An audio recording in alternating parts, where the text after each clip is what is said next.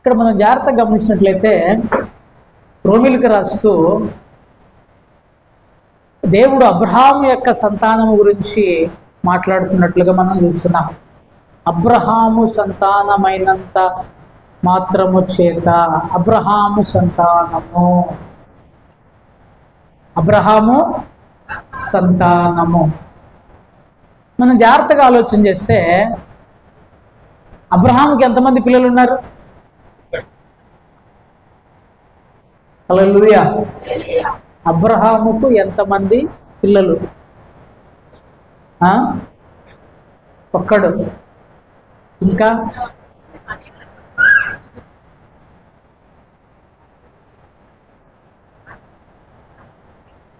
చూడండి, నేను మీకు అబ్రహాం యొక్క సంతానం అంటే పిల్లలే కదా, ఎంతమంది నేను మీకు చూపిస్తా.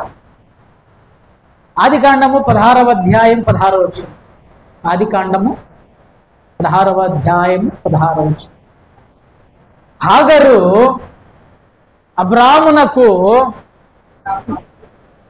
ఇష్మాయేలును కనినప్పుడు అబ్రాము 86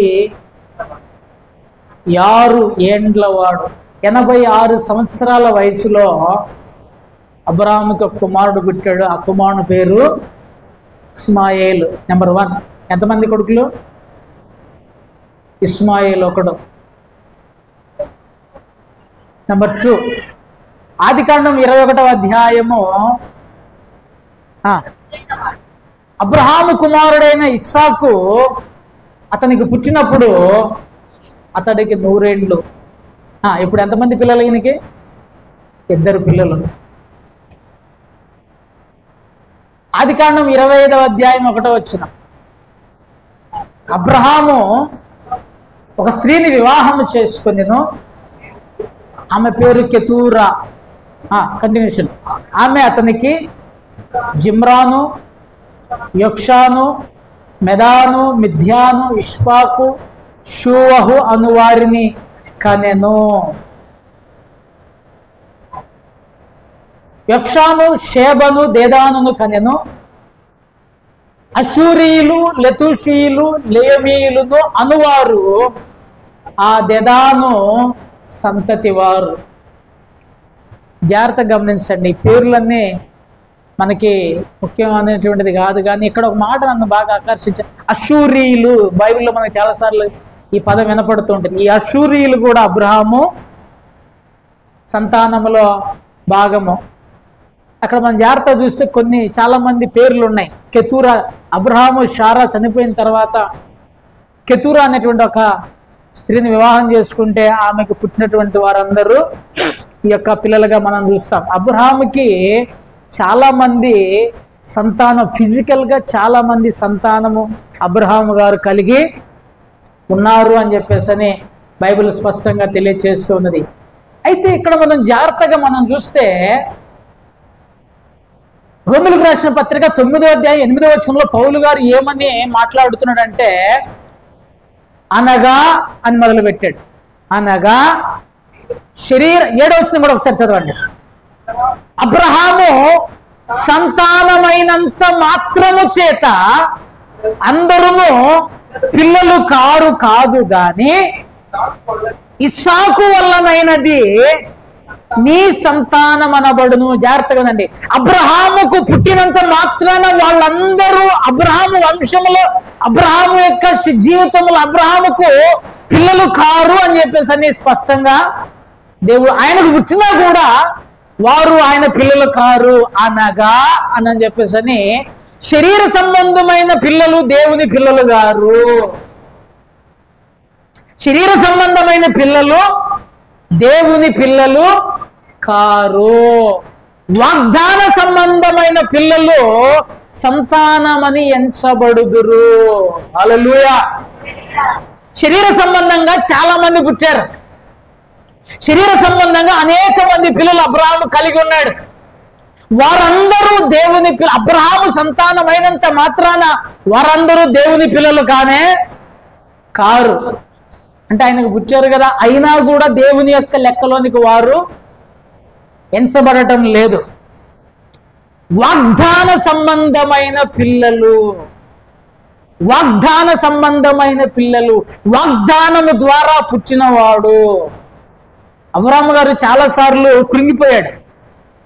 దేవుడు చాలాసార్లు నేను నిన్ను ఆశీర్వదిస్తా, నిన్ను దీవిస్తా, నిన్ను వర్ధిల్ల చేస్తా అంటే చాలాసార్లు ఏమన్నాడంటే, ఏమి లాభం నాయన, నేను పిల్లలు లేని వాడను కదా, ఇదిగో నా యొక్క ఇంటి పెద్ద యజమానుడు, పెద్ద దాసుడు ఎలియాజరు నా ఆస్తి అంతటికి వారసుడు అవుతాడు కదా.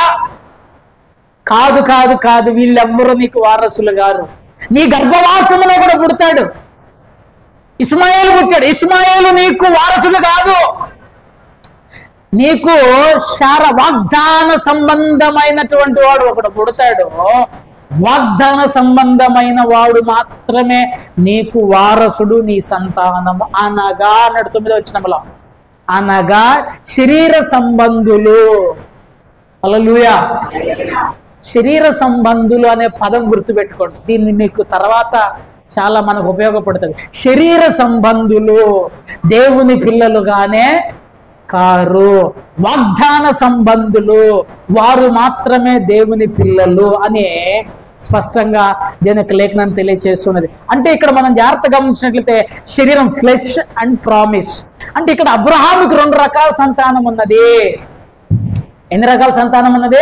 2 రకాల సంతానం ఉన్నది. ఒకటి శరీర సంబంధంగా పుట్టినటువంటి వారు, రెండవది వాగ్దానముతో పుట్టినటువంటి వారు అని చెప్పేసి బైబిల్ స్పష్టంగా తెలియచేస్తున్నది. దేవుడు అబ్రహాముని ఒకరోజు బయటకు తీసుకుపోతాడు. చూడండి, ఆదికాండము 22వ అధ్యాయము 17వ వచనం.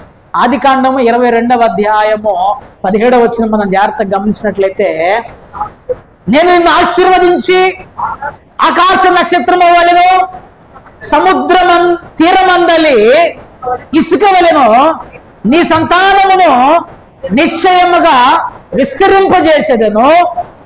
నీ సంతతి వారు తమ శత్రువుల గవిని స్వాధీనపరచుకొందురు. జాగ్రత్తగా వినండి, నేను నిన్ను ఆశీర్వదిస్తాను. ఎలా ఆశీర్వదిస్తాను? ఆకాశ నక్షత్రములను పోలిన వారి వల్ల నీ సంతానం ఎలా ఉంటుందయ్యా అంటే, ఆకాశ నక్షత్రములను పోలిన వారిగా ఉంటారు. రెండవది, ఈ సముద్ర తీరమందలి ఇసుక రేణువులను పోలిన వారిగా ఉంటారు. ఇక్కడ ఇసుక రేణువులను పోలిన వారిగా ఉంటారంటే ఏంటిది అర్థం? ఇసుకలాగా ఉంటారా? ఆకాశ నక్షత్రాలను పోలిన వారుగా ఉంటారు. పోలిక, ఇది గుర్తుపెట్టుకోండి, ఇది ఒక పోలిక. అంటే ఒక సంతానం అలా ఉంటది, ఒక సంతానము ఆత్మ సంబంధమైనదై ఉంటది, ఒక సంతానము భూ సంబంధమైనదై ఉంటది, ఒక సంతానము శరీర సంబంధమైనదై ఉంటది, ఒక సంతానము వాగ్దానము పొందినటువంటిదై ఉంటది. హల్లెలూయా. కొంచెం మనము ముందుకు వెళ్దాం, జాగ్రత్తగా చూడండి. గలతీయులకు రాసిన పత్రికలో స్పష్టంగా ఈ యొక్క విషయాలను పౌలు గారు గలతీ సంఘానికి రాస్తూ 4వ అధ్యాయం 23 నుంచి మనము జాగ్రత్తగా చూద్దాం. 4వ అధ్యాయం 23వ వచనం, అయినను దాసి వలన పుట్టినవాడు శరీర ప్రకారము పుట్టెను, పుట్టినవాడు పుట్టెను. జాగ్రత్తగా వినండి, ఒకడు శరీరము వలన పుట్టాడు, ఇంకొకడు వాగ్దానము వలన పుట్టాడు. అయితే ఇక్కడ మనం జాగ్రత్తగా ఆలోచన చేస్తే ఈ ఇద్దరు స్త్రీల గురించి పౌలు గారు కిందకి చెబుతూ, ఈ సంగతులు అలంకార రూపకముగా ఉన్నవి అన్నాడు. అలంకార రూపకముగా ఉన్నవి. హల్లెలూయా, హల్లెలూయా. అలంకారం అంటే ఏంటిది? పోలిక. జాగ్రత్తగా ఉంది, పోలిక. అక్కడ నిజంగానే రెండు రకాల సంతానం ఉన్నది, ఇద్దరు స్త్రీలు ఉన్నారు. ఒకటి శరీర సంబంధమైనటువంటి సంతానము, రెండవది వాగ్దాన సంబంధమైన సంతానము. వీళ్ళని వాస్తవికతలో భవిష్యత్తులో వేరే ఆయనకి అబ్రహాముకి 2 సంతానం ఉంటారు. మళ్ళీ ఆ భవిష్యత్తు సంతానం గురించి అసలు అబ్రహాము యొక్క నిజమైన సంతానం ఎవరు అనేటువంటిది మనం జాగ్రత్తగా ఆలోచన చేయవలసిన వారమై ఉంటున్నాం.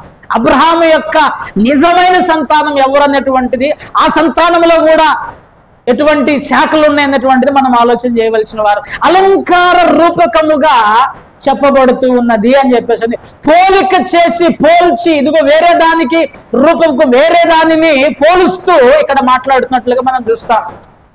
కిందకు వచ్చేమంటే ఈ ఇద్దరు స్త్రీలు 2 నిబంధనలు అయి ఉన్నారు. ఒకటి పాత నిబంధన సినాయి పర్వతమునకు సంబంధించినటువంటిది అని చెప్పేసి అని ఆ యొక్క పాత నిబంధన గురించి మాట్లాడుతూ ఇది హాగరు అన్నాడు. 25వ వచనంలో కూడా 25వ వచనంలోకి వచ్చేసరికి జాగ్రత్తగా ఉందండి. అనున్నది సినాయి కొండయ్య. ఇక్కడ కొంచెం జాగ్రత్తగా ఆలోచన. ఇక్కడ పౌలు గారు అసలు కంప్లీట్ శరీర సంబంధంగా పుట్టిన వాళ్ళందరినీ ఒక ఘాట్లో కడుతున్నాడు. జాగ్రత్తగా రండి. ప్రస్తుతం అందున్న యెరూషలేము దాని పిల్లలతో కూడా దాస్యమందున్నది గనుక ఆ నిబంధన దానికి దీటైనది. ప్రస్తుతం అందున్న యెరూషలేము అంటే ఎక్కడున్నది? హల్లెలూయా. ప్రస్తుతం ఉన్న యెరూషలేము ఎక్కడుంది? స్టిల్ ఇప్పటికీ ఇజ్రాయెల్ దేశంలో ఉన్నది. ఇజ్రాయెల్ దేశంలో ఉన్నటువంటి యెరూషలేము దాస్యము కింద ఉన్నది. దాని పిల్లలతో సహా దాస్యము కింద ఉన్నది. అంటే ఏంటిది అర్థం? ఇస్సాకు సంతానం కూడా బానిసలుగానే ఉన్నారా? ప్రస్తుతం అందున్న యెరూషలేము, జాగ్రత్తగా ఉందండి, ప్రస్తుతం అందున్న యెరూషలేము ఫస్ట్ వచనాల్లో ఏం చేశాడంటే అబ్రహాముకి 2 సంతానం ఉన్నారు. ఒకటి శరీర సంబంధమైన సంతానము, ఒకటి వాగ్దాన సంబంధమైన సంతానము. అక్కడ ఇశ్రాయేలీయులు మేము అబ్రహాము సంతానం గొప్పగా మాట్లాడుకుంటుంటే యేసుక్రీస్తు ప్రభువారు ఏ రోజు కూడా యూదులను గొప్పవారికి ఎంచలే. మీరు అబ్రహాము సంతానమని మీరు గొప్పగా అనుకుంటున్నారేమో, ఈ రాళ్ల వలన దేవుడు అబ్రహాముకు పిల్లలు పుట్టించగలడు అన్నాడు. వారికి ఉన్నటువంటి గర్వం ఏంటంటే మేము అబ్రహాము సంతానము అని చెప్పేసి వాళ్ళు బాగా గర్వించుకునేటువంటి వారు. కానీ ఈ ఇద్దరిని శరీర సంబంధమైన వాళ్ళని వాగ్దాన సంబంధమైన వాళ్ళని కలిపి పౌలు గారు ఏమంటుందంటే ఇప్పుడు ప్రస్తుతం అందున్న యెరూషలేము అనగా ఇప్పుడు లిటరల్ గా ఇజ్రాయెల్ దేశంలో ఉన్నటువంటి యెరూషలేము కంప్లీట్ గా దాస్యమని వీళ్ళందరూ కలిపి దాస్యంలో ఉన్నారు. అంటే వాగ్దాన సంబంధమైన వాళ్ళు ఇంకొకళ్ళు ఉన్నారు. అర్థమవుతుందా? ఆ వాగ్దాన సంబంధమైన వాళ్ళు ఎవరయ్యా అంటే అయితే పైనున్న యెరూషలేము స్వతంత్రముగా ఉన్నది, అది మనకు తల్లి అన్నాడు. పైనున్న యెరూషలేము స్వతంత్రముగా ఉన్నది, అది మనకు తల్లి. మనకు అంటే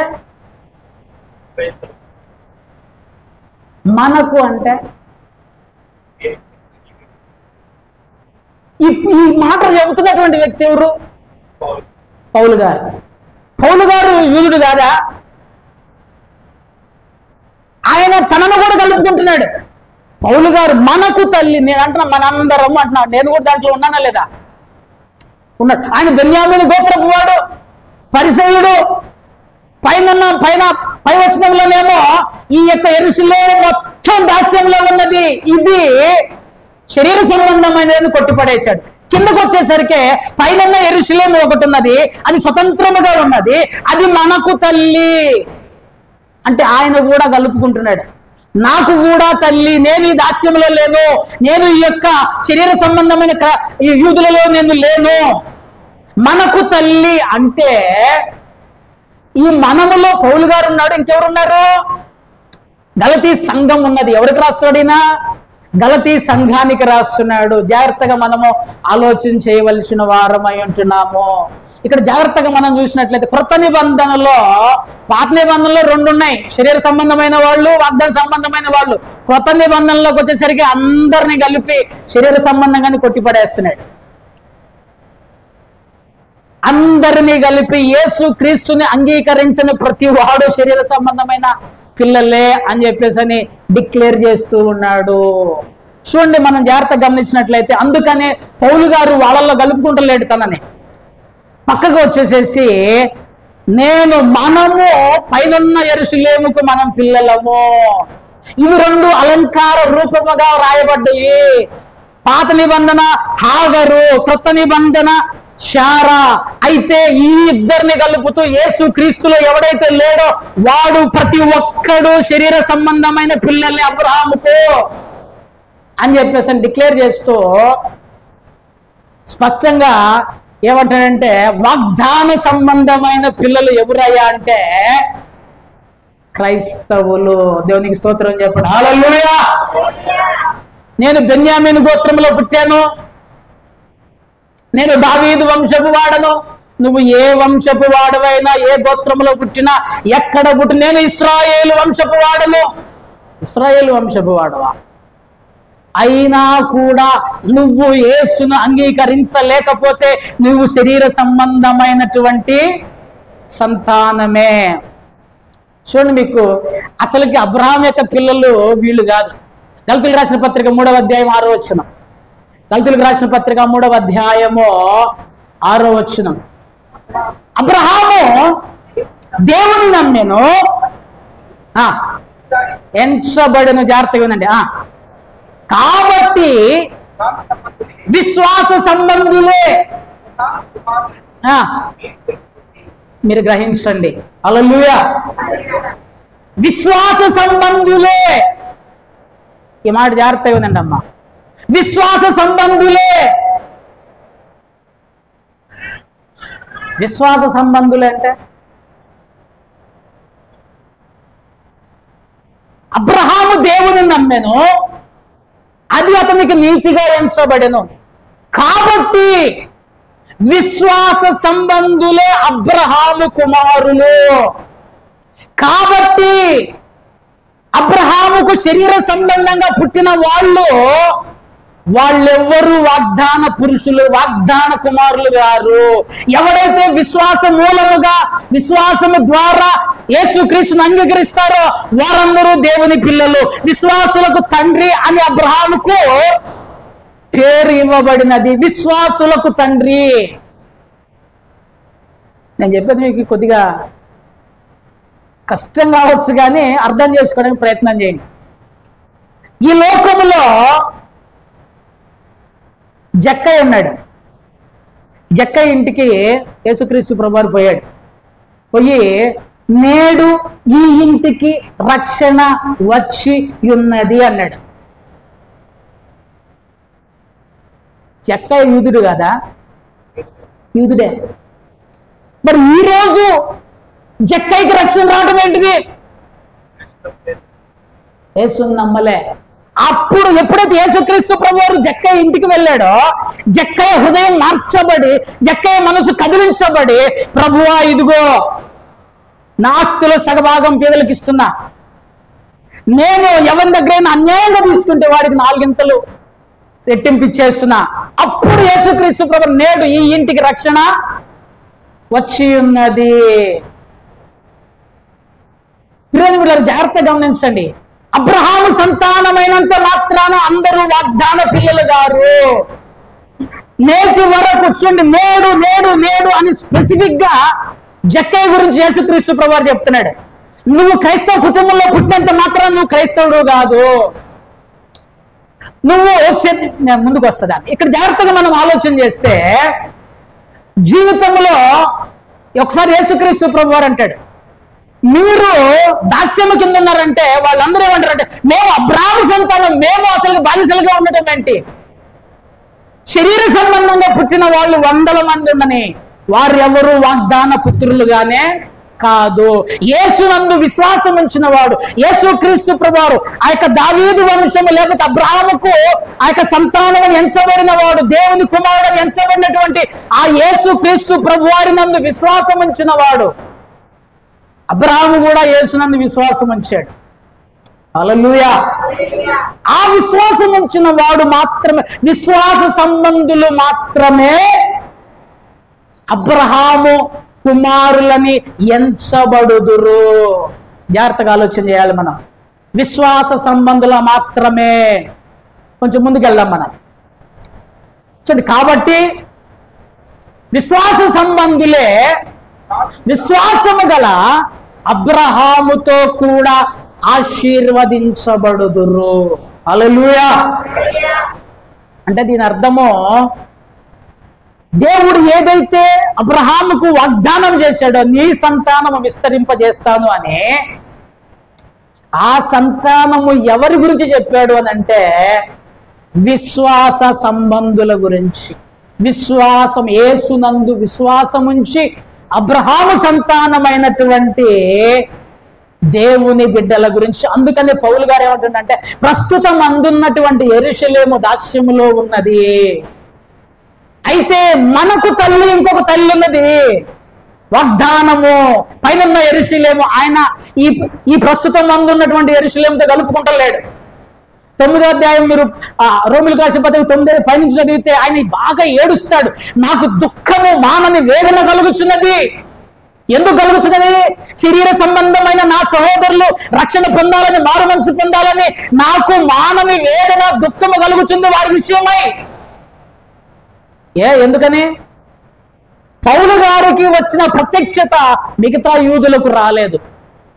ఇప్పటికీ చాలా మంది యేసుక్రీస్తుని అంగీకరించలేక ఉన్నారు. వారందరూ అబ్రహాము సంతానమైన వారందరూ, ఇస్సాకు వంశావళి అయినా, ఇస్సాకు కుటుంబంలో లేదా ఇశ్రాయేలు కుటుంబంలో ఆ 12 గోత్రాల్లో నుంచి పుట్టినా కూడా వారెవరూ కూడా వాగ్దాన సంబంధమైన వారు కాదు అనే సత్యాన్ని మనం గ్రహించాలి. హల్లెలూయా. సో ఇది పాత నిబంధనది. ఇప్పుడు నేను మన సినారియోకి వస్తా, కొత్త నిబంధనలోకి వద్దాం. అందరము దేవుని యందు విశ్వాసం ఉంచిన వారనే. హల్లెలూయా. చేతులపైకి చెప్పాలి, హల్లెలూయా. అయితే అందరూ నిజమైనటువంటి విశ్వాస సంబంధులే దేవుని పిల్లలు.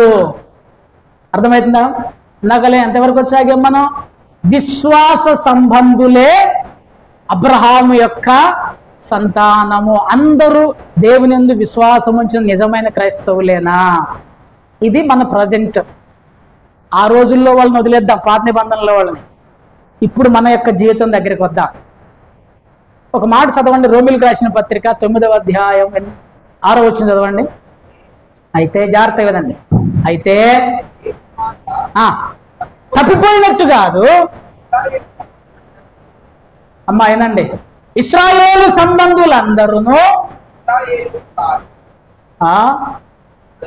ఇశ్రాయేలీయులు గారట. నేను దీన్ని కొద్దిగా మార్చి చెప్తా. క్రైస్తవులందరూ జస్ట్ అదే వాక్యాన్ని నేను కొంచెం డిఫరెంట్ గా చెప్తున్నా. ఇశ్రాయేలీయులందరూ ఇశ్రాయేలీయులు గారు. 12 గోత్రాలకు పుట్టిన వాళ్ళంతా విశ్వాసం ఉంచకపోతే వాడు నిజమైన పరలోకపు యెరూషలేము యొక్క పిల్లలు గానే కాడు. చర్చికొచ్చే ప్రతివాడు క్రైస్తవుడు గాడు. క్రైస్తవుడిని పేరు పెట్టుకున్న ప్రతివాడు నిజమైన క్రైస్తవుడుగానే కాదు. క్రైస్తవుల్లో కూడా 2 రకాలు ఉన్నారు. 2 రకాలు ఉన్నారు. నేను అబద్ధం చెప్పను, వాక్యమే చెప్తా. యోహాను రాసినటువంటి మొదటి పత్రిక 47వ వచనం ఒకసారి చదవండి. యోహాను శుభవార్త 1వ అధ్యాయము 47వ వచనం. యోహాను శుభవార్త 1వ అధ్యాయము 47వ వచనం. యేసు నతనయేలును చూచి, ఇదిగో ఇతడు నిజముగా ఇశ్రాయేలీయుడు. జాగ్రత్తగా వినండి. ఇదిగో ఇతడు నిజముగా ఇశ్రాయేలీయుడు. సరే, నిజముగా ఇశ్రాయేలీయుడు అంటే కరెక్ట్ అయినటువంటి వాడు. నేను చెప్తా. ఇదిగో ఇతడు నిజముగా క్రైస్తవుడు. ఈ మాట ఎవరు చెప్పాలి? మన గురించి దేవుడు చెప్పాలి. జాగ్రత్తగా గమనించి. ఎప్పుడు చెప్తాడు? నువ్వు నిజంగా నిఖార్సుగా భక్తిగా విశ్వాసముతో జీవిస్తే, నిజముగా నువ్వు క్రీస్తు యొక్క ఆజ్ఞల ప్రకారం బ్రతికితే, యేసుక్రీస్తు వారు చెప్తున్న సాక్ష్యం మనుషులు చెప్తున్న సాక్ష్యం కాదు. ఇతడు నిజముగా ఇశ్రాయేలుడు, ఇతడు నిజముగా క్రైస్తవుడు. నిజంగా ఇశ్రాయేలు అంటే దొంగ ఇశ్రాయేలుడు ఉన్నాడని అర్థం. నిజముగా క్రైస్తవుడు అంటే దొంగోడు కూడా ఉన్నాడని అర్థం. జాగ్రత్తగా మనం ఆలోచన చేయవలసిన వారం వింటున్నాం. అబ్రహాముకు శరీర సంబంధమైన సంతానము, వాగ్దాన సంబంధమైన సంతానం ఎలాగైతే ఉన్నదో, క్రైస్తవులలో కూడా శరీర సంబంధమైన క్రైస్తవులు ఉన్నారు, ఆత్మ సంబంధమైనటువంటి క్రైస్తవులు కూడా ఉన్నారు. శరీర సంబంధమైనటువంటి అంటే క్రైస్తవులను చెప్పుకుంటూ, దేవుని బిడ్డలను చెప్పుకుంటూ, దేవుని బిడ్డలకి బ్రతకాల్సిన విధంగా బ్రతకనటువంటి వారు, దేవుని యందు విశ్వాసము కనపరచక, చూడండి కొరింథీయులకు రాసిన మొదటి పత్రిక 3వ అధ్యాయం 1వ వచనంలోకి రండి. కొరింథీయులకు రాసిన మొదటి పత్రిక 3వ అధ్యాయం 1వ వచనం. సహోదరులారా, మాట్లాడినట్లు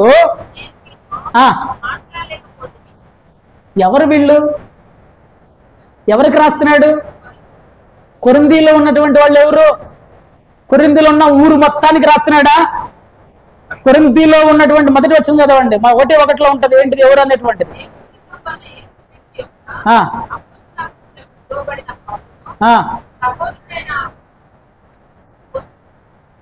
సొస్తెనేసును కొరింథీలో ఉన్న దేవుని సంఘమునకు, అనగా క్రీస్తు యేసునందు పరిశుద్ధపరచబడిన వారై పరిశుద్ధులుగా ఉండుటకు పిలువబడిన వారికి. ఎవరు వీళ్ళు? కొరింథీలో ఉన్న దేవుని సంఘమునకు, అనగా క్రీస్తు యేసునందు పరిశుద్ధపరచబడిన వారై పరిశుద్ధులుగా ఉండుటకు పిలువబడిన వారు. మంచిర్యాలలో ఉన్నటువంటి దేవుని సంఘమునకు, అనగా క్రీస్తు యేసునందు పరిశుద్ధపరచబడిన వారే పరిశుద్ధులుగా ఉండుటకు పిలువబడిన వారు ఎవరు? ఎవరమ్మా వీళ్ళు? నేను నాకు చెప్తున్న మాట, సంఘానికి చెప్తున్న మాట, అనగా నీకు నాకు దేవుడు పలుకుతున్న మాట, పౌలు గారు రాస్తున్న మాట, సహోదరులారా, ఆత్మ సంబంధమైన మనుషులతో మాట్లాడినట్టు. ఇక్కడ ఒక కేడర్ ప్రజలు ఉన్నారు, ఆత్మ సంబంధమైన ప్రజలు ఉన్నారు. నేను మీతో మాట్లాడలేకపోతుని. సంఘంలో ఉన్నటువంటి వారి గురించి మాట్లాడతాడు. కొంతమంది, అందరి గురించి కాదు, కొద్దిమంది ఆత్మ సంబంధమైన వారిగా లేరు, శరీర సంబంధులే అనియు. అబ్రహాముకు 2 రకాల సంతానం ఉంది. శరీర సంబంధమైన సంతానము, వాగ్దాన సంబంధమైన సంతానం. శరీర సంబంధంలో చాలా మంది పిల్లలు ఉన్నారు, కొడుకులు. వాళ్ళని దేవుడు లెక్కలోకి తీసుకొస్తలేడు. నెంబర్ 1. నూతన నిబంధనలోకి వచ్చేసరికి పౌలు గారు ఏమని చెప్తున్నాడంటే, అసలుగా ఆ వాగ్దానము శరీరం అందరిని కలిపి ఒకటే గాట కడుతున్నాడు. అందరూ ప్రస్తుతం అందున్న యెరూషలేము దాస్యములో ఉన్నది, అనగా ఆ వాగ్దాన సంబంధులము అనుకుంటున్న వారిని కూడా లోపలేసేసాడు. మీరందరూ శరీర సంబంధులే. అసలు వాగ్దాన సంబంధమైన సంతానం ఎవడయ్యా అంటే, యేసునందు విశ్వాసం ఉంచిన వారు మాత్రమే వాగ్దాన పుత్రులు, వాగ్దాన సంబంధులు, వాగ్దాన సంబంధమైన పిల్లలు అన్నాడు. ఇంతవాటి క్లియర్. ఇక్కడ నేను ఇంకొక సత్యాన్ని మనం తెలుసుకోవాలి. ఎట్లయితే అక్కడ 2 రకాల జనాంగం ఉన్నారో, ఇక్కడ కూడా క్రైస్తవుల్లో కూడా అందరూ ఆత్మ సంబంధమైన క్రైస్తవులుగా ఉండటం లేదు. అందరూ దేవుని నమ్మేమని చెప్పుకొని లోపలికి వచ్చిన ప్రతి ఒక్కడు పరిశుద్ధంగా జీవించటం లేదు. అందరూ నిజమైన క్రైస్తవులుగా బ్రతకటం లేదు. ఇశ్రాయేలీయులందరూ ఇశ్రాయేలీయులు కారు అని 9వ అధ్యాయం 6వ వచనంలో స్పష్టంగా తెలియజేసినట్లు, క్రైస్తవులు మనం చెప్పుకుంటున్న ప్రతి ఒక్కడు క్రైస్తవుడిగా బ్రతకటం లేదు. క్రైస్తవుడు అనటానికి నిదర్శనం ఏంటంటే వాని యొక్క కుటుంబ నేపథ్యము, వాని యొక్క ఆస్తిపాస్తులు, వాడు చర్చికి వచ్చినటువంటి విధానము, చర్చిలో కూర్చున్న విధానము, చర్చికి ఇచ్చే డబ్బులు, చర్చికి ఇచ్చేటువంటి కానుకలు, ఇవి కాదు. ఏంటిది క్రైస్తవుడు అంటానికి నిదర్శనము? వాక్యమును వాడు ఎంత బలంగా అనుసరిస్తాడో వాక్య ప్రకారం జీవించడమే క్రైస్తవ్యానికి నిదర్శనము. నీ యొక్క పై వేషధారణ, పై రూపము, నువ్వు ఎంత నీ యొక్క పై రూపము, కట్టుబొట్టు రూపము ఇవన్నీ మారటం వలన నువ్వు క్రైస్తవుడిగా మార్చబడవు. నీ హృదయము మార్చబడటం వలన, నీ హృదయంలో దేవుని వాక్యానికి స్థానం ఇవ్వటం వలన, నువ్వు యేసు జీవించినట్లు జీవించటం వలన నువ్వు క్రైస్తవునిగా పరిగణించబడతావు. హల్లెలూయా.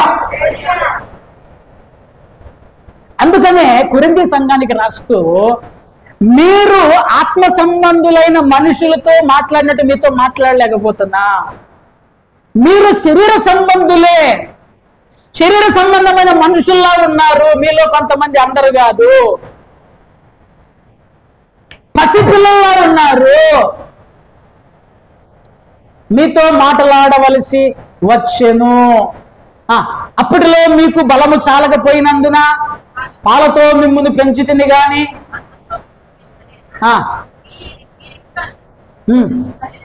శరీర సంబంధులై ఉండుట వలన ఇప్పుడును మీరు బలహీనులై ఉన్నారు కారా. శరీర సంబంధమైనటువంటి వ్యక్తులుగా ఎప్పుడు పరిగణించబడతాం? కింద వచనంలో ఉంటది, మీలో అసూయయు కలహమును ఉండగా మనుష్య రీతిగా నడుచుకున్న వారు కారా.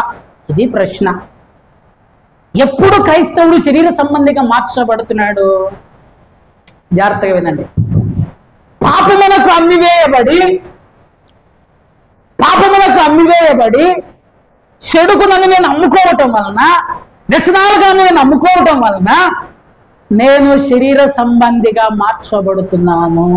అసూయ, మీకు పై మాట వరకు చెప్ప, అసూయ అంటే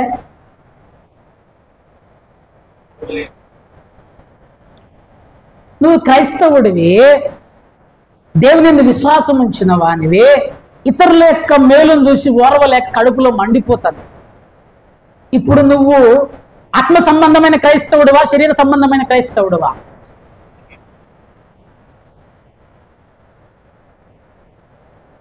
క్రైస్తవుడివి, చెడు వ్యసనాలుగా బానిస అయ్యావు, చర్చికి వస్తావు కానీ చెడు వ్యసనాలు ఉన్నాయి.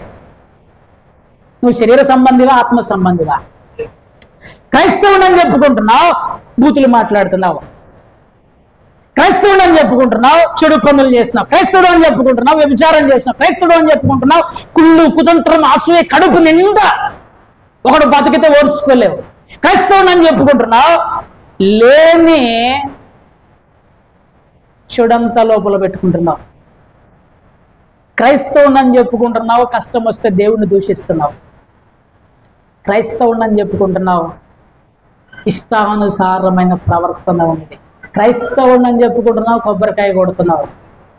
క్రైస్తవుడు అని చెప్పుకుంటున్నావు, వాళ్ళకి రప్పలకి మొక్కుతున్నావు. క్రైస్తవుడు అని చెప్పుకుంటున్నావు, తాయెత్తులు అంతరాలు చూస్తున్నావు. క్రైస్తవుడు అని చెప్పుకుంటున్నావు, తిథులు నక్షత్రాలు. క్రైస్తవుడు అని చెప్పుకుంటున్నావు, పంచాంగం చూస్తావు. క్రైస్తవుడు అని చెప్పుకుంటావు, రోజులు చూస్తావు. ఇప్పుడు వీళ్ళందరూ ఎటువంటి క్రైస్తవులు? వీళ్ళు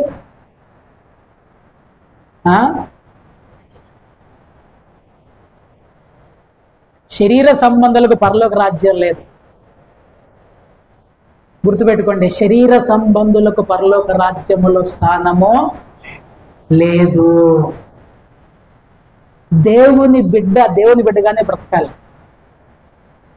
ఎక్కడ కూడా రాజీ పడటానికి వీల్లేదు. ఎక్కడ కూడా పాపమునకు ఆస్కారం ఇవ్వకుండా బ్రతకాలి. చూడండి, మీలో అసూయ కలహములు ఉండగా అంటున్నాడు. అసూయ కలహములు ఉండగా. ఈ బొమ్మను ఒకసారి చూడండి. పైన గొర్రె ఉంది, లోపల తోడేలు ఉంది. ఎంతమంది ఉన్నారు ఇక్కడ అట్లాంటి వాళ్ళు? ఎవరనుంటే చేతులు ఎత్తండి. పైన గొర్రె, లోపల తోడేలు. ఇది జనరల్గా పైకి చాలా మంది భక్తి, విశ్వాసము, ప్రార్థనా జీవితం అన్నట్టు ఉంటారు. నేను మీకు ఒక మాట చెప్తాను. పైకి క్రైస్తవ, అందుకని బైబిల్లో పైకి భక్తి కలిగిన వారయ్యుండి దాని శక్తిని ఆశ్రయించని వారు, పైకి భక్తి కలిగిన వారయ్యుండి దాని శక్తిని ఆశ్రయించని వారు, పైకి క్రైస్తవులయ్యుండి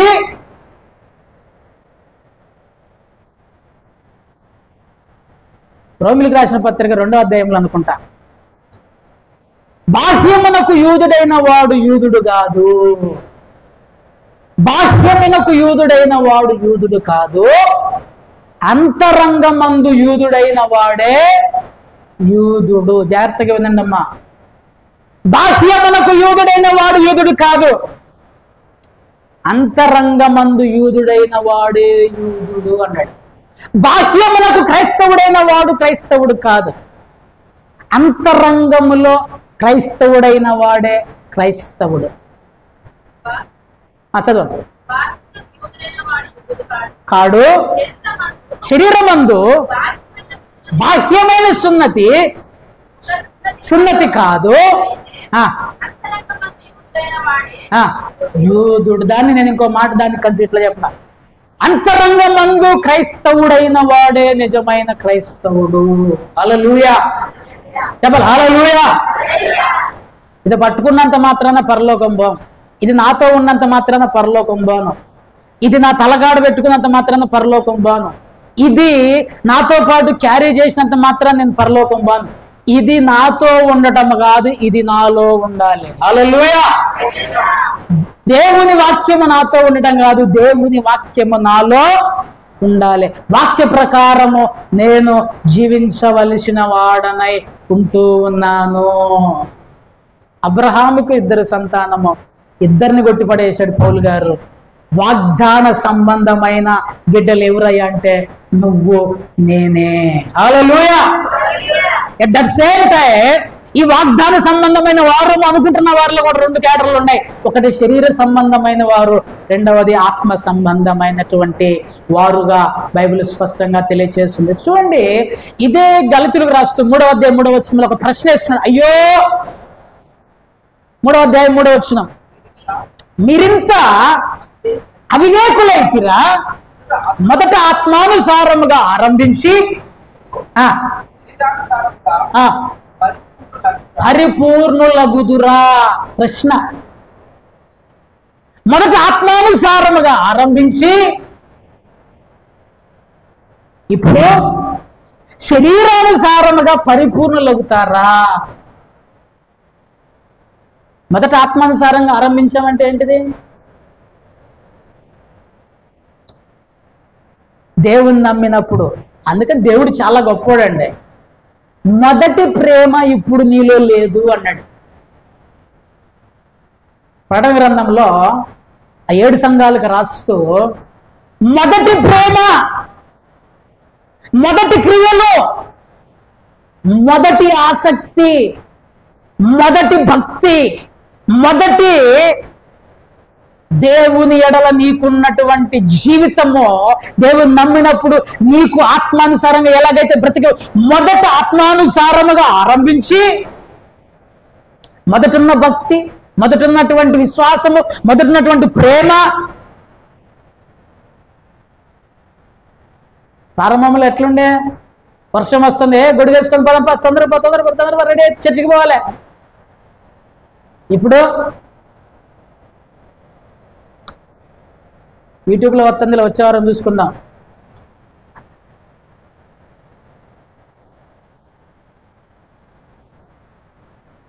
మొదటి విశ్వాసము, నా దేవుడు నా పక్షమున ఉన్నాడు, నా దేవుడు నాతో ఉన్నాడు. కష్టము, దుఃఖము, బాధ అన్నిటిలో చంచలములు అంటే చలించని విశ్వాసము. ఇప్పుడు మొదట ఆత్మానుసారంగా ఆరంభించి ఇప్పుడు శరీరానుసారంగా పరిపూర్ణులు అవుతారా? ఇది సాధ్యమేనా? శరీరంతో ఎవడైనా శరీరానుసారంగా జీవిస్తూ, శరీరానుసారంగా బ్రతుకుతూ, శరీర కోరికలు నెరవేర్చుకుంటూ ఎవడైనా పరలోకం పోగలుగుతాడా? తెలిసి కూడా ఎందుకు బ్రతుకుతున్నావు మళ్ళా శరీరానుసారంగా? తెలిసి కూడా ఒకవేళ పొరపాటు జరిగితే దాన్ని సరిదిద్దుకొని మరలా దేవునికి రా, మళ్ళీ అదే పొరపాటు చేస్తూ వాత వేయబడిన మనస్సాక్షి గలవారై, ఏ తప్పు కాదు, ఇది పాపం కాదు, ఇది ఏమి కాదు, దేవుడు గుర్తుపెట్టుకోండి ప్రియమైన బిడ్డలారా. పాత నిబంధనలు అంటే శిక్ష వెంటనే వచ్చింది. ఇప్పుడు కృపాకాలం కదా, కొంచెం లేట్ అవుతుంది. కానీ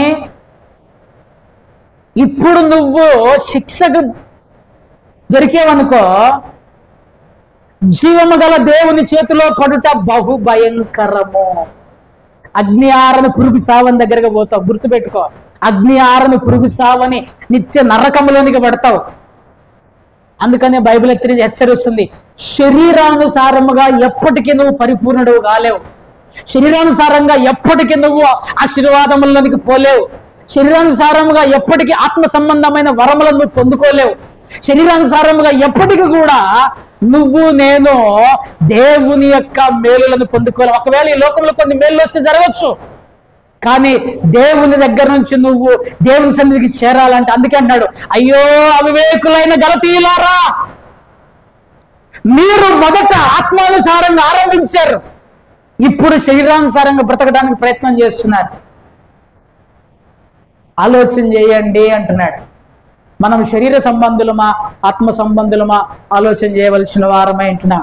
చూడండి, మత్తయి సువార్త 13వ అధ్యాయము 25 నుంచి కొన్ని వచనాలు మనం చదివితే అక్కడ ఒక మంచి ఉపమానం రాయబడింది. చూడండి, 25, 26 వచనాలు చదవండి. మత్తయి సువార్త 13వ అధ్యాయము 25, 26 వచనాలు. మనుషులు నిద్రించుచుండగా అతని శత్రువులు వచ్చి గోధుమల మధ్యను గురుగులు విత్తిపోయెను. మొలకలు పెరిగి గింజ పట్టినప్పుడు గురుగులు కూడా అగపడెను. జాగ్రత్తగా వినండి. ఈ ఫోటోలో ఈ రెండింటికి తేడా ఏంటి చెప్పండి? ఎట్లున్నాయి రెండు? ఈ రెండు ఎట్లున్నాయి? ఆకారం డిట్టో సేమ్ టు సేమ్ ఉన్నాయి. హల్లెలూయా. రెండు చేతులపైకి చెప్పాలి హల్లెలూయా.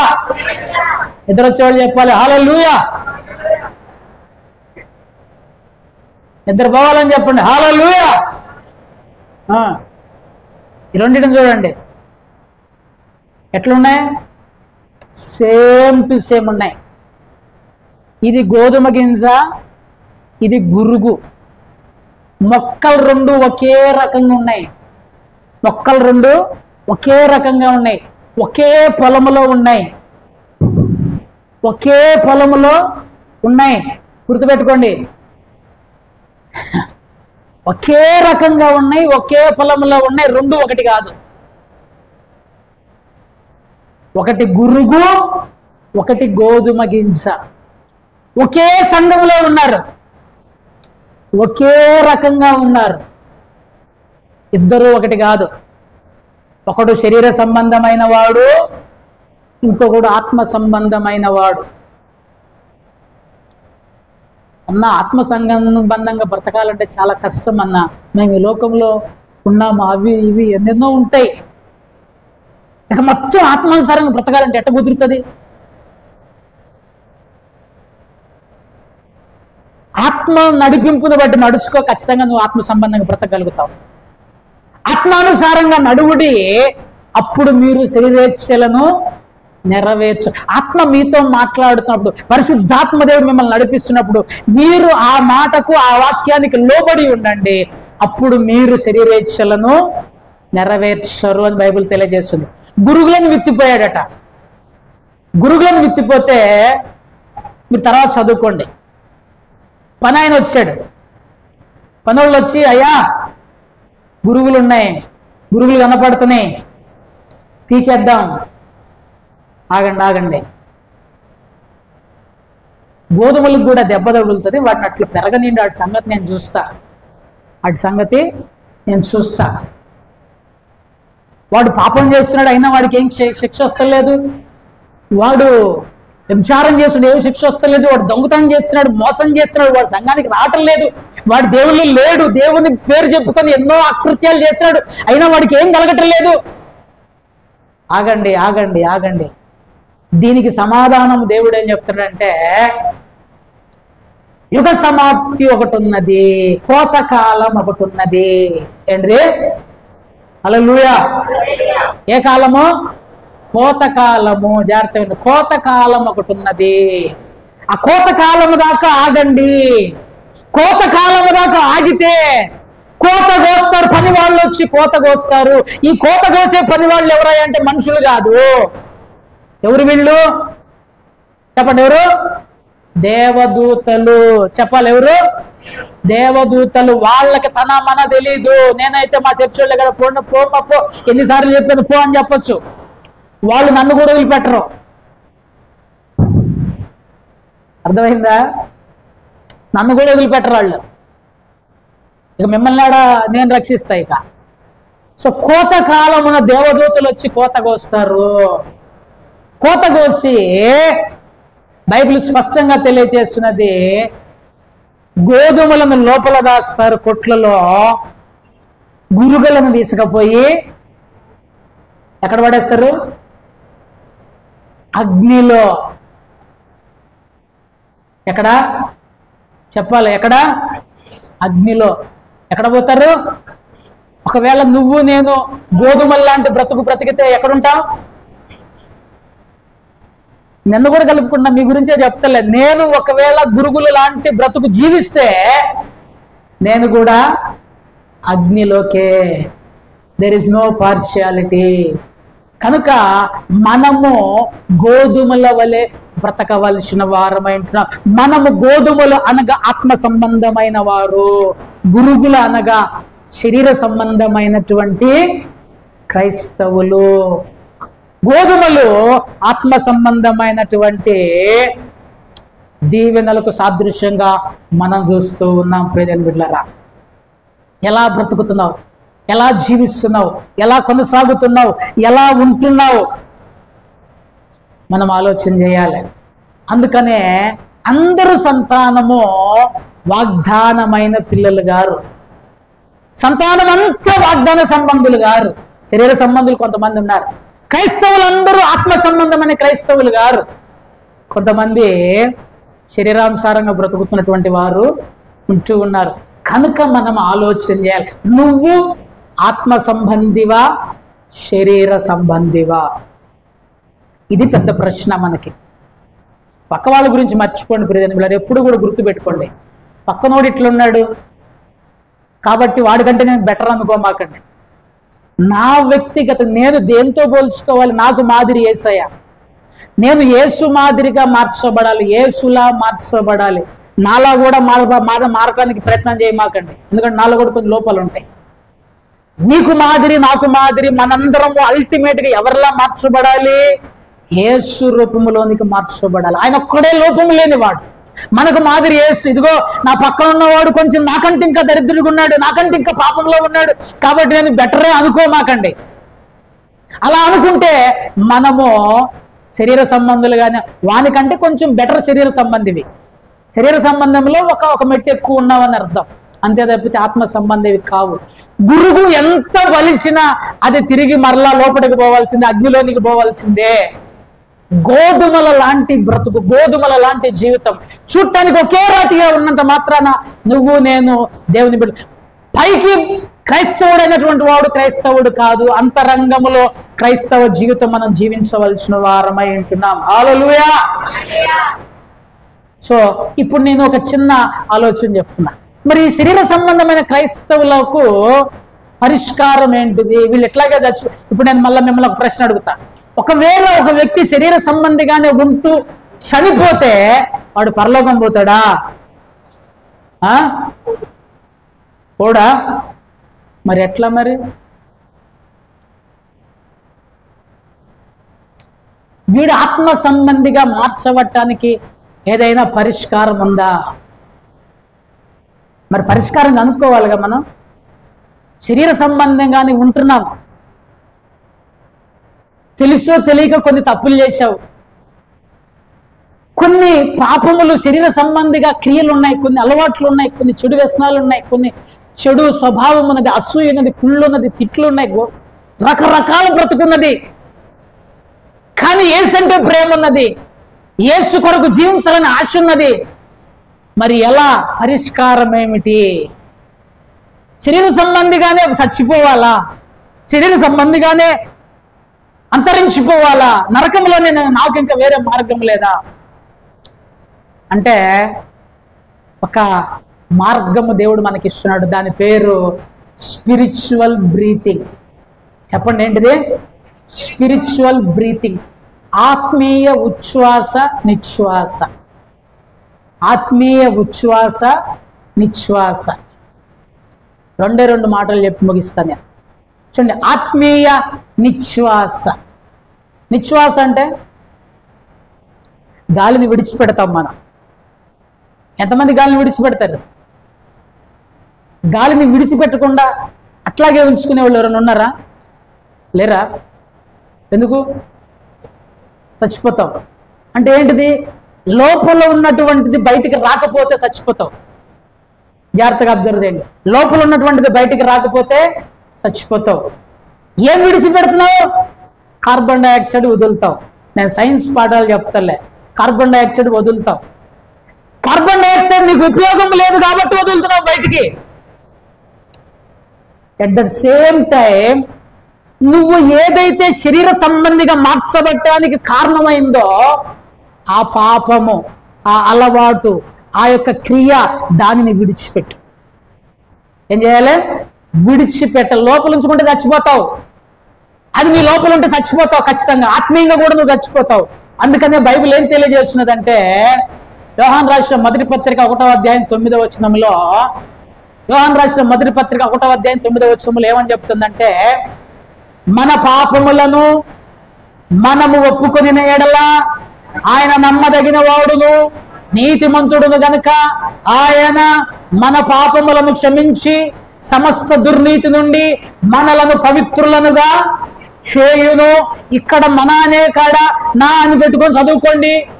నా పాపములను నేను ఒప్పుకొని ఎడల ఆయన నమ్మదగిన వాడు నీతిమంతుడు గనుక నా పాపముల నుండి నన్ను క్షమించి సమస్త దుర్నీతి నుంచి నన్ను పవిత్రుడినిగా చేయను. ఇప్పుడు నేనేం చేయాలి? ఆత్మ సంబంధిగా మార్చబడాలంటే నేనేం చేయాలి? ఏం చేయాలి? విడిచిపెట్టాలి. ఏదైతే నువ్వు శరీర సంబంధిగా అవటానికి కారణమైందో, అబద్ధాలు ఆడుతున్నావు, దాన్ని వదిలిపెట్టు. పాపం చేస్తున్నావు, దాన్ని వదిలిపెట్టు. చెడు క్రియలు ఉన్నాయి, దాన్ని వదిలిపెట్టు. చెడు అలవాట్లు ఉన్నాయి, దాన్ని వదిలిపెట్టు. కష్టమేనన్నా వదలలేము. నరకానికి సిద్ధంగా ఉండు, ముచ్చటే లేదు. కష్టమే అన్న గురుగుని తీసుకపోయి అగ్నిలోనే వేస్తాడు. గోధుమలో పనికిరాని దాన్ని తీసుకపోయి ఎవడు లోపల పెట్టుకోడు. నువ్వు ఆత్మ సంబంధంగా జీవించాలి. అది ఖచ్చితంగా మ్యాండేటరీ. అది కొద్దిగా అటు ఇటు ఉంటానంటే నాకు లేదు. నువ్వు ఖచ్చితంగా ప్రతి క్షణము నీ జీవితాన్ని పరిశీలన చేసుకోవాలి. ప్రతి క్షణము దేవుళ్ళు నువ్వు పరిశీలన చేసుకోవాలి. దేవునికి ఆయాసకరమైనది ఏమైనా ఉన్నదా? దేవునికి ఆయాసకరమైనది ఏమైనా ఉన్నదా? ఏమైనా ఒక పాపం చేసినా, ఒక మాట అంటున్నా, ఒక ఊహ ఆలోచన చేస్తున్నానా? ప్రతిది అంతరంగమందు క్రైస్తవుడైన వాడే క్రైస్తవుడు. నీ అంతరంగాన్ని ఎప్పటికప్పుడు పరిశీలన చేసుకుంటూ ఉండాలి. చేసుకుంటూ దేవుని దగ్గర నువ్వు పశ్చాత్తాపడుతూ నీ పాపములను ఒప్పుకోవాలి. నా పాపములను ఒప్పుకోవాలి. మన పాపములను ఒప్పుకొని పవిత్రులనుగా మార్చబడాలి. ఈ శరీర సంబంధమైన వాడు ఆత్మ సంబంధి అయిన వానిగా. నేను మిమ్మల్ని ఒక చిన్న ప్రశ్న అడుగుదాం అనుకుంటున్నా. దావీదు గనుక పశ్చాత్తాపడకపోతే దావీదుకు కృప దొరికేదా? దొరికేది కాదు. దావీదు పశ్చాత్తాపడి ఏడ్చి కన్నీరు గార్చాడు గనక దేవుడు మరలా కృప చూపించాడు. దావీదుకు కృప చూపిన దేవుడు నీకు నాకు చూపిస్తాడా? ఖచ్చితంగా చూపిస్తాడు. నువ్వు నేను ఏం చేయాలంటే దావీదులాగా మనం కూడా పశ్చాత్తాపడవలసిన వారం, కన్నీరు గార్చవలసిన వారం ఉంటాం. మన పాపముల విషయమే శరీర సంబంధమైనటువంటి మనస్సు నుంచి ప్రభువా నన్ను విడిపించు, ప్రభువా నన్ను విడిపించు అని పాపములను ఒప్పుకుంటూ ప్రతి క్షణము పాపములను ఒప్పుకుంటూ చాలా సింపుల్ గా తీసుకుంటున్నారు. చాలా మంది పాపములు చాలా సింపుల్ గా తీసుకుంటున్నారు, ఏమీ కాదు అనుకుంటున్నారు. అది ఒక రోజుకి నిన్ను భయంకరమైనటువంటి శిక్షకు గురి చేస్తుంది. పక్కనున్న గురుగును చూసన్న గోధుమలను చూసన్న గురుగు నేర్చుకోవాలిగా. పక్కన గోధుమ ఉంది, గోధుమ మంచిగా బ్రతుకుతుంది, మంచిగా ఎదుగుతుంది, గింజబట్టింది, ఫలం వస్తున్నది. పక్కనటువంటి గురుగు దాన్ని చూసన్న నేర్చుకోవాలి. అయ్యో నా సహోదరుడు ఇట్లా బతుకుతున్నాడు, నేనన్నా అని అనుకోవాలిగా. అనుకోకుండా అలాగే ఉన్నందుకు కోసి తీసుకుపోయే మంటల్లో ఆలోచన చేయవలసిన వారు. మొదటిది స్పిరిచువల్ బ్రీతింగ్. ఈ శరీర సంబంధమైన వాడు మరలా ఆత్మ సంబంధిగా మార్చబడాలి అంటే మొదట మన పాపములను మనము విడిచిపెట్టవలసిన వారమై ఉంటున్నాం. రెండవది ఆత్మీయ ఉచ్ఛ్వాస. గాలి విడిచిపెట్టి అంతే ఉంటారా? మళ్ళీ గాలి తీసుకుంటారా? వదిలిపెట్టి అంతే ఉండి చూడండి, మళ్ళీ ఒకటే. గాలి పీలుస్తాం, గాలి పీల్చుకోకపోతే మళ్ళీ చనిపోతాం. ఏంటిది గాలి పీల్చుకోవటము? ఏమి లోపల గాలిని మరలా లోపల నింపుకుంటాం. ఏం నింపుకోవాలి? నువ్వు దేంతో నింపబడాలి? నువ్వు ఆత్మ సంబంధిగా మార్చబడాలంటే దేంతో నింపబడాలి? డబ్బుతోట, బంగారంతోట? ఎఫెసీయులకు రాసిన పత్రిక 5:18. మరియు మద్యముతో మత్తులై ఉండకుడి, దానిలో దుర్వ్యాపారము గలదు, అయితే పూర్ణులై ఉండుడి. హల్లెలూయా చెప్పాలి, హల్లెలూయా. ఆత్మ పూర్ణులై ఉండుడి అంటే, పూర్ణము అంటే సంపూర్ణ, నిండుగా.